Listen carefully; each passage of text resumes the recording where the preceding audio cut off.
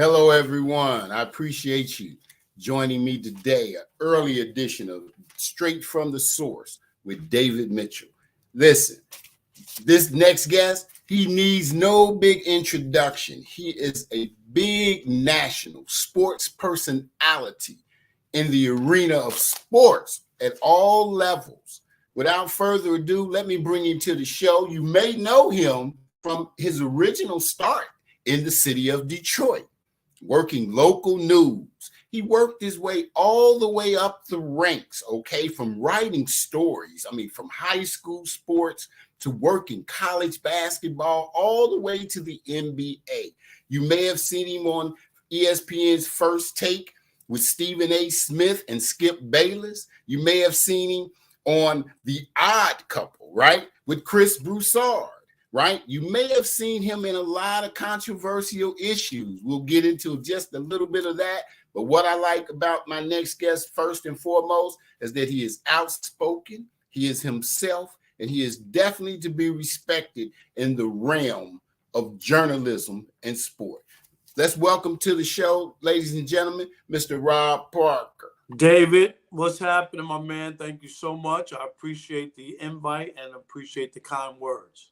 Listen, we're going to get right into it. I know how you are. Your time is valuable. You hail from Queens, New York. Shout out to NYC.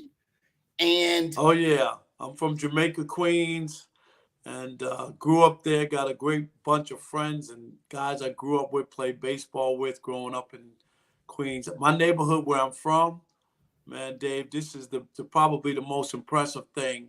Straight down the street, I lived on 175th Street and Sayers Avenue. If you walk down this long block, 175th Street, 175th Place, and you keep walking straight to the end, guess whose house you run into? Whose? Babe Ruth's house. Babe Ruth lived in that neighborhood back in the 1920s.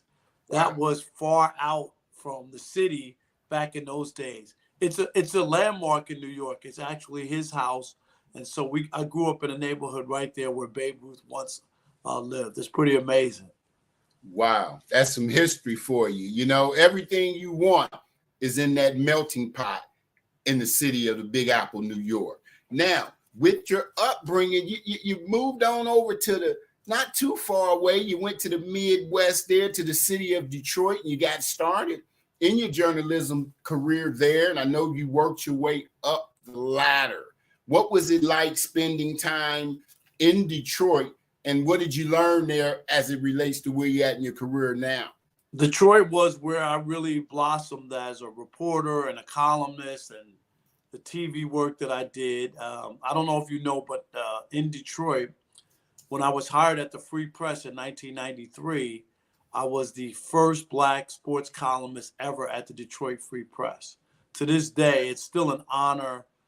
It's something that I hold dear to me, a major accomplishment in my career. And best of all, being a New Yorker coming to Detroit, what I love is how the people of Detroit embrace me and claim me as one of their own because of the way I represented them and I had their best interests at hand. So that means a lot to me. I think I own a barbershop in Detroit to this day. 20 years, Sporty Cuts on West 7 Mile Road between Outer Drive and Myers. I worked at all the radio stations there. I worked for both newspapers. I worked for Channel 4 for 20 years, WDIV. I worked for WXYZ. I worked for Channel 50, Big 62, Channel 20. I worked everywhere in Detroit over those 20 years. And, that's really, again, where ESPN came to get me from there. They saw me and the work I was doing in Detroit. And I'm always thankful I'm thankful for my time in Detroit. Excuse me. Absolutely. I also got married and divorced there, but that's another story. Okay. So you've been shaped being a New Yorker, Rob, then into Detroit. I'm from the Midwest, originally born and raised in Dayton, Ohio. So we sort of known as little baby Detroit, right down the road. Now, as you continue, I got to go down your resume real quickly because we don't have a lot of time. You've been shaped by New York and Detroit, but guess what, y'all? Listen to this. You are first of all, you're Southern Connecticut State University, as well as a Columbia University. It just blows my mind. Ivy League graduate. Can you tell us a little bit? I know all about the sports. What was it like going to the Ivy League in Columbia University? And you know, Columbia J School is the best journalism school in the country. So And you're a professor. I'm sorry. And you're a professor. I know that too. Yes, at USC. Yeah. Definitely. And I enjoy teaching. Yes. But getting into Columbia was a dream come true. You know, the best journalism school in the country. At the time, I was 24 years old. The newspaper I worked at, the Daily News in New York, they paid for half of it. It was great to work with so many talented young people who all had big dreams and goals in the business. Great professors. I learned a lot. It helped to shape my career, and always something that I'm very proud of and happy that I was able to get into Columbia, excel, and graduate. And it's meaningful. Not that graduating from Southern Connecticut State University, which is my undergrad, Yes. didn't mean anything to me. Of course it did, and it really got me on the road to being able to even get into Columbia. Yeah, Columbia was awesome. I recommend it. I think the number is 4% of African American males have a secondary degree. That's not a big number. No. So anytime you can add a degree to yourself, that's pretty impressive. Well, I appreciate that. You know, I think you may be my first Ivy Leaguer on the show. So I really appreciate that. And they play some pretty good sports in the Ivy League, by the way. Now, question. Lately, it's been some things going on in terms of LeBron James. Got to get it out here because I don't got a lot of time with you. You know, past Kareem Abdul-Jabbar, all-time leading scorer. And I know your thoughts in terms of some things that I researched. You say basically that, and I know it's a controversial line because of the times. Kareem shot all hook shots, right? That's dominant. He made all his shots, Rob, with 2-pointers as well. LeBron shooting threes. The game he played in early was a little more physical, then it got a lot less, a lot more soft to be exact. What's your thoughts on that with the GOAT controversy? I don't think that, it's a great accomplishment by LeBron. It's pretty incredible to be able to be that durable and that healthy, to be able to last that long, and be able to break the scoring record. It's a great achievement, but it doesn't put him over the top of Michael Jordan. I think it's just another feather in his cap. Mm-hmm. But, Kareem had the record. Nobody thought he was the GOAT. Karl Malone was the number 2 scorer. His name was never mentioned as GOAT. To me, that stat is more about longevity and being productive. As you know, it's easier to score now than it ever has been. Yes. LeBron's in year 20s, could average 30 points a game because it's just easier. It's not physical. You can shoot threes. Add up your score totals even more. It's a different game, and it doesn't mean that it takes away from what LeBron's done. But I think it's just a feather in his cap. It doesn't. Michael Jordan, when you think about it, he's more than just being 6-0 in the NBA Finals. A lot of people say, well, LeBron's been to 10. Well, I don't know. I don't know about you, David, but to me, do you want to stand outside the Playboy Mansion or do you want to go in? I think I want to go in. Right. Michael went in all the times, and I think that is important. He led the league in scoring 10 straight years, defensive player of the year. I mean, he's an all-around player, changed his game, elevated the whole entire NBA. And I think if I do my list, it would be Jordan, LeBron, and then Kareem. I would put those 3 at the top of my list for the greatest of all time in the NBA. Incredible list. I mean, it's just, it's hard to argue that. It's very hard to argue that list. Real quickly, what's it like working with my homie from the OHIO, Chris Broussard? I mean, yes. He's did phenomenal things, and you guys on The Odd Couple Man, tell me a little bit about what it's like working with Chris, and how did y'all get that name? Are you really that much opposites? Yeah, so you know what? Chris and I have known each other for over 25 years. We met back in 1992 at the Mm-hmm. National Association of Black Journalists Convention in Detroit in 1992. It's funny because I also met Stephen A. at that same convention. It's Yeah. unbelievable how many people. So Chris and I have always known each other. We used to do First Take together. We did Cold Pizza together. For some people who might not remember that show with Skip Yes. and Jay Crawford and people. And so we both came to FS1 to do Undisputed, and then we also were doing weekend radio shows on Fox Mm-hmm. Sports um, Radio. And Chris had a show with another guy on Sundays, and I had a show with that same guy on Saturdays. So we Mm-hmm. just were doing one show a week on the weekends. And the boss, Don Martin, listened to a podcast. Chris had a basketball podcast. He had me on. Me and him fought like cats and dogs on the podcast about a couple things. So Don Martin listened to the podcast and he said, we got it wrong. He said, you guys should be on together. I know you guys aren't radio guys per se. Mm-hmm. You're newspaper people and, writers. But I think there's a natural, rub between you guys. And that podcast was fantastic. I loved it. So I did too. that's how we started. And so Yeah. they put us together. We had a show on Sundays for about, I don't know, 4 or 5 months together. And then they elevated us and gave us a 5-night-a-week radio show. And Chris and I believe we're the first two black guys to have a nationally syndicated sports show in the country. And think Woo. about this. We're on 400 stations around the country.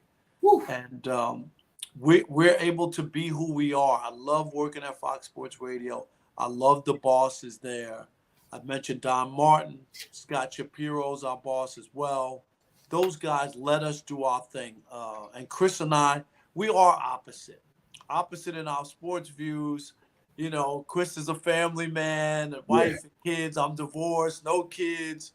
I'm a little, Chris is a family man, a church man. I might spend my money at the strip clubs and hanging out a little bit, but we're both friends, and it's good to have different points of view and different sides. Yes. So it's kind of natural. It's not a forced thing where we're trying to make up that we're at odds, but the odd couple fits us. Sometimes you've heard the show, we'll be screaming at each other. We, like over issue.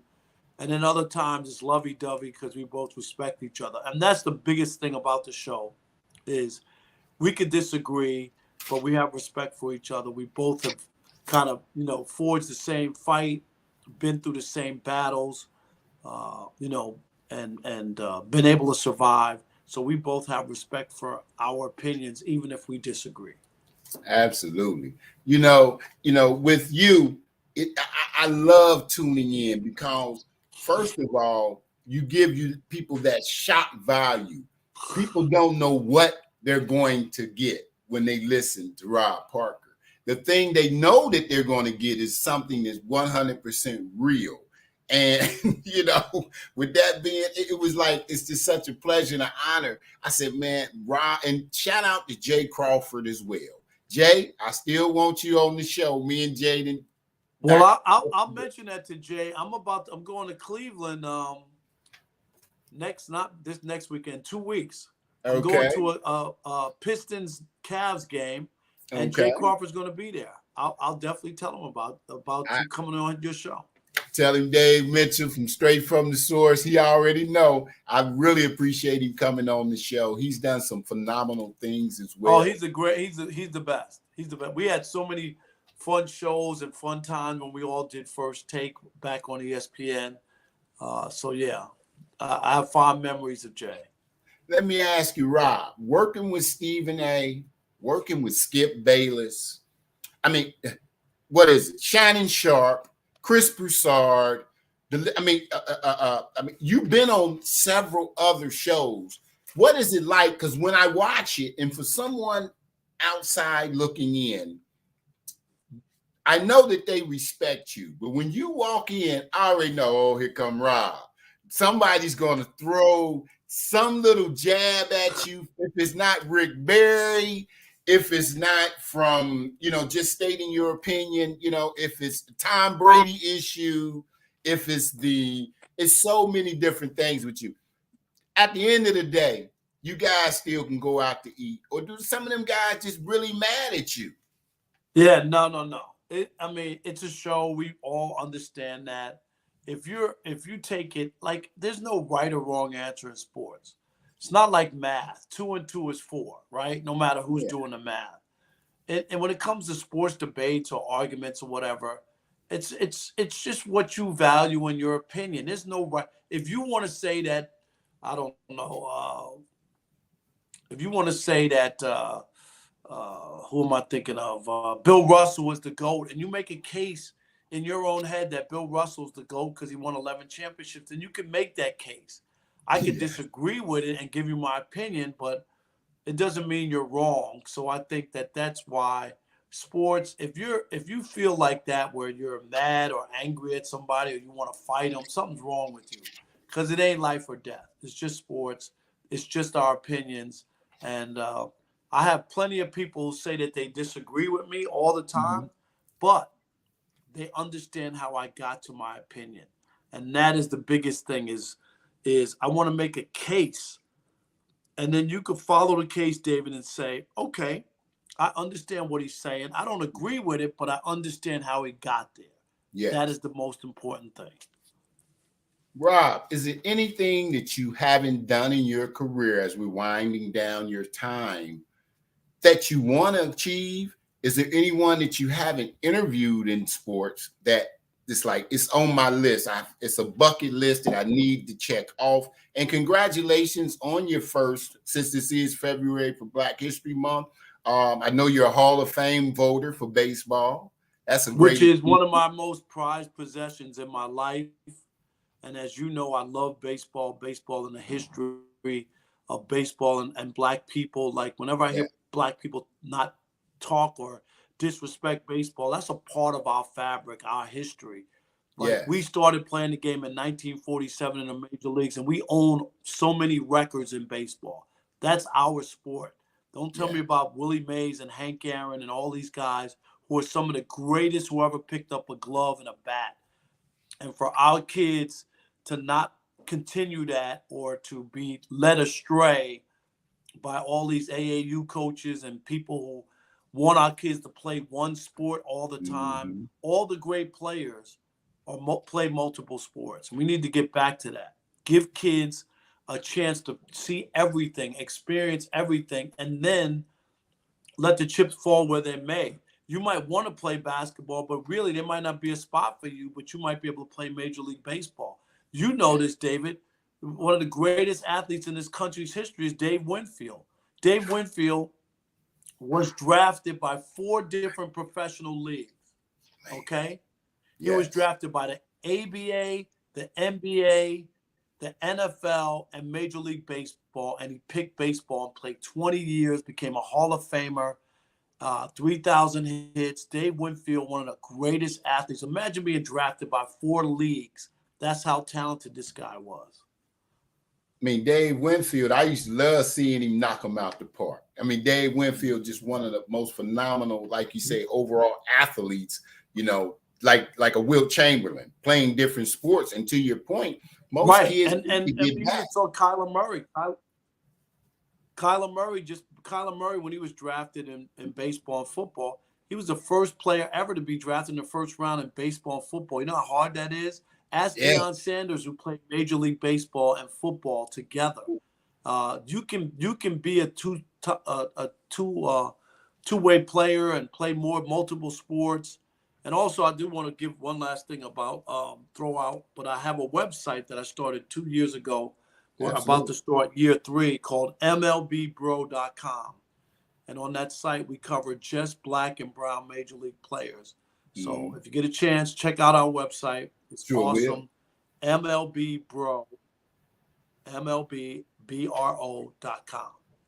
I'll make sure I put that in the post.com. Absolutely. Please, yes. You know, I already know. Listen, I'm gonna tell you something. You know, you're Hall of Famer. You've done it all. Yeah, I got to get your thoughts before you go. Kevin Durant, the Phoenix, are they gonna win it all, I or are mean, they on gonna come paper, out the West? on paper, they should, come out the West for sure. But you never know with injuries. Chris Paul always gets hurt. Durant Yeah, can't stay healthy. I mean, they should. You never know. I mean, it's unbelievable where 3 weeks ago, a month ago, the Nets had won 18 out of 21. And all of a sudden, Kyrie and everything, and blows up the whole organization. That team was rolling, man. I was enjoying watching the Nets. They finally got their mojo, finally got everybody together, and now they're irrelevant. So definitely the Suns, and then you got Boston or Milwaukee coming out of the East. Maybe Philadelphia, but I think they're third in that group. Speaking of Philadelphia, my boy Jermaine Jones, 8-year NBA veteran, overseas champion, supposed to be. Jermaine, I don't know if you're out there. We're a little off from producing the show at 8.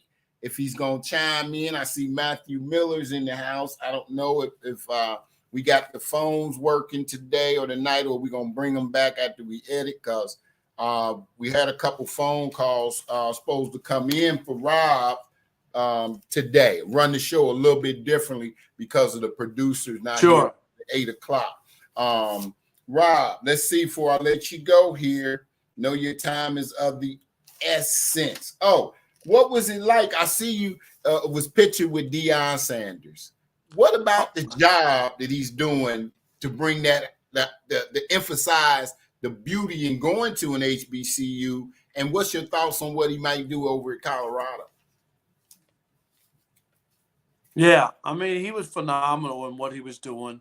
I know a lot of people felt like he had to stay or whatever. I don't think that that's fair to say that he had to stay. I think he showed what was possible if you get people there who are willing to put in the work and are committed to it. He elevated. They had what is this, the college football game day show showed up on campus. You know what I mean? At an HBCU. Yes, I that's thought that was incredible. awesome. But Deion, yeah, stuff like that. Like Deion made a mark, and I think he had a right to move on to Colorado and continue his coaching career. This is what he wants to do. It's a great opportunity for him. I wish him nothing but the best. And I had the privilege of having dinner with Deion, many moons ago when he was still a baseball player. When he was playing in the majors. So I've known him for a long time, and he's the same guy, solid. I wish him nothing but success and happiness, and to keep working hard and trying to make a difference. And I think he has. Man, you're a unique guy, man. Wait a minute, what is JJ saying here? He was saying something to me, but I got a quick question from Matthew Miller. Go ahead. You got a question for Rob, Matt? Yeah. Hey, Mr. Parker. Wonderful seeing you on, my brother. I like the show with Thank you. With Chris Broussard. Hey, I got relatives in Jamaica, Queens, so I know about that place. Oh yeah, Jamaica funk. You know that song by Get back to Pro Bowl status. You know that song by Tom Brown, "Funkin' for Jamaica." That's about Jamaica, Queens. You know that song, Jamaica funk. That's what it is. You gotta get it in. Gotta get into you, right? Yes. Matt, ask the question again. Ask the question again. I didn't hear it. I said, I'm asking Mr. Parker, does he think Deshaun Watson will ever get back to Pro Bowl status? That's one of my questions. Yeah, I mean, he's young enough. I think that little people were surprised when you don't play professional football for 2 years. You're going to be rusty. It ain't automatic. Like, there's work that has to be put in order for you to excel. So people were a little bummed out that he struggled, but I wasn't surprised that he struggled. And if he puts in the work and is not derailed anymore in his career, I think he has a chance. He's a young guy and a talented guy. So, sure, I think there is an opportunity. See what JJ said. And then, what do you think the young Cavaliers is this year? What was that again? One more time? What do you think the young Cavaliers' ceiling is this year in the NBA? Yeah, I was feeling a lot better about them coming off of last year and then getting Donovan Mitchell. But in the East, I think they're just 3 or 4 teams that are still ahead of them. So it's going to be hard, but I like what they're doing in Cleveland. I really do. Thanks, Matt, for your question. I'm gonna see if JJ's on for his question, and then that's it. Rob, do you remember Jermaine Jones from his NBA career? I don't remember who did he play for? I don't That remember. JJ played with Philadelphia and Allen Iverson in that first championship. He started right against the Lakers. Oh, and okay. Shaq Yeah, and yeah, Kobe yeah. in the first one. I do remember that team. He Okay. played with Cleveland, had one of the best jumpers for 8 years in the NBA. And he does a I lot of remember. things. Mm-hmm. I do now because Larry Brown coached that team. Larry Brown, Right. to me, I still think he's the greatest college basketball coach. He won at both levels, college and the pros. And I saw him up close with the Pistons and Rasheed Wallace and Rip Hamilton when they beat the Lakers. Nobody thought they could beat the Lakers. You remember that? That was an unbelievable team.